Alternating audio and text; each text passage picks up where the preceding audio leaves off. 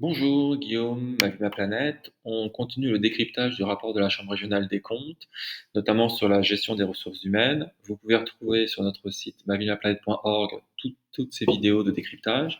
Et là, on va se focaliser notamment sur un aspect qui est que la situation financière de la ville se dégrade en 2023, et notamment un aspect qu'on a constaté via les rapports qu'on a achetés, à savoir que les charges de personnel ont explosé. Et donc, vous voyez bien, hein, depuis 2014 jusqu'à 2023, l'évolution de la courbe. Et on constate que depuis 2018, en fait, ça augmente. Et par contre, ça explose carrément en 2022 et en 2023. Et donc, ce que nous apporte ce rapport de la Chambre régionale des comptes, c'est plus d'informations sur le pourquoi. Donc il y a plusieurs parties là-dessus qui expliquent sur le temps de travail. D'ailleurs, il y a des choses qui doivent être, des recommandations qui doivent être changées.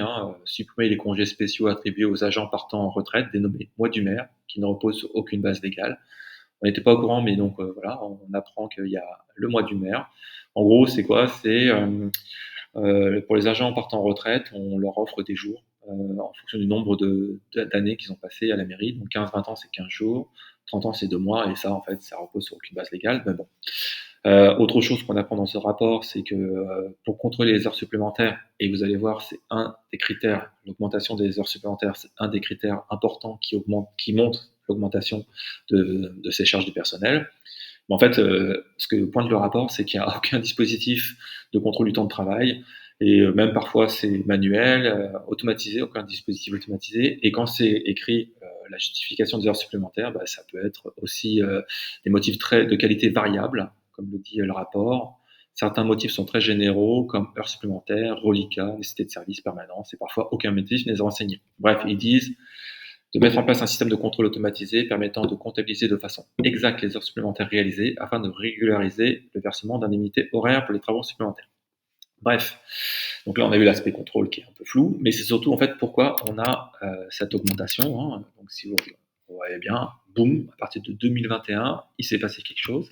Et donc que dit ce rapport de la Chambre régionale des comptes? Et bien en fait, c'est principalement, donc ils constatent effectivement 22% entre 2018 et 2023, l'augmentation, la croissance de la rémunération du personnel. Ils disent notamment, ils font une comparaison entre les différents francs avec la moyenne de la strate. Grosso modo, les charges de personnel totales représentent 940 euros par habitant, soit davantage que la moyenne de la strate. Et la comparaison, c'est par exemple 806 euros pour les communes de 20 000 à 50 000 habitants et 718 euros pour les communes de 100 000 habitants et plus. Parce que comme on est une commune touristique, on peut nous comparer à une commune de 100 000 habitants et plus. Donc ça veut dire qu'en fait, on est à environ entre 100 voire 200 euros de plus que la moyenne de la strate. Donc, d'où vient cette forte augmentation des charges du personnel? Alors, la rémunération principale apparaît maîtrisée. La rémunération principale, c'est celle des titulaires. Donc, elle apparaît maîtrisée, effectivement, plus 9%. Par contre, là où ça explose, c'est la rémunération des personnels non titulaires, plus 214%. Et elle est due à quoi? En fait, elle est due à deux aspects, notamment l'augmentation significative des indemnités versées aux titulaires. Donc ça, c'est principalement dû à l'augmentation des heures supplémentaires. Donc, en gros, pour les titulaires, il y a énormément de demandes de plus de faire des heures supplémentaires. Le coût a fortement augmenté depuis 2018, leur coût ayant triplé. Donc, on parle de triplé. Et pourquoi? En fait, c'est principalement les motifs de la mairie, c'est faire travailler davantage les agents pour ne pas recruter. Okay, bon, taxe, soit. Mais aussi, c'est notamment dû à la deuxième raison, c'est le développement de la programmation culturelle estivale.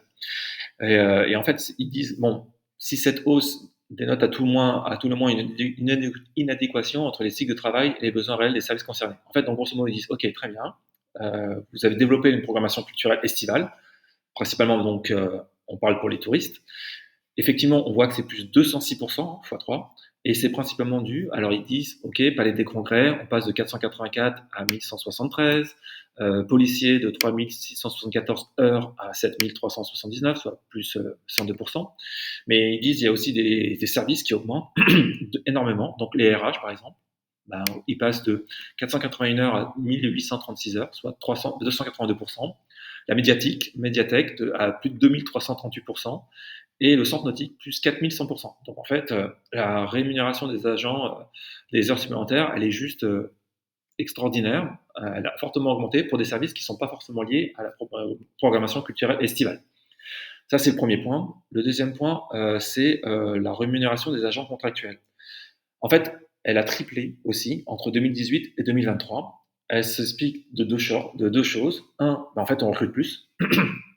Et deux, en fait, on les rémunère plus. Donc, en fait, pour résumer, ce que dit cette augmentation, donc on revient sur cette augmentation de la courbe là, des charges personnelles, c'est dû à deux choses. Un, en fait, on emploie de plus en plus d'agents contractuels, donc pour faire des travaux spécifiquement avec des contrats qui sont contractuels.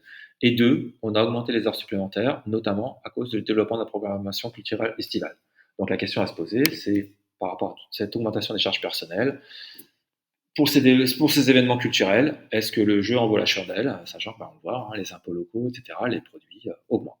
Voilà, à bientôt pour un autre décryptage.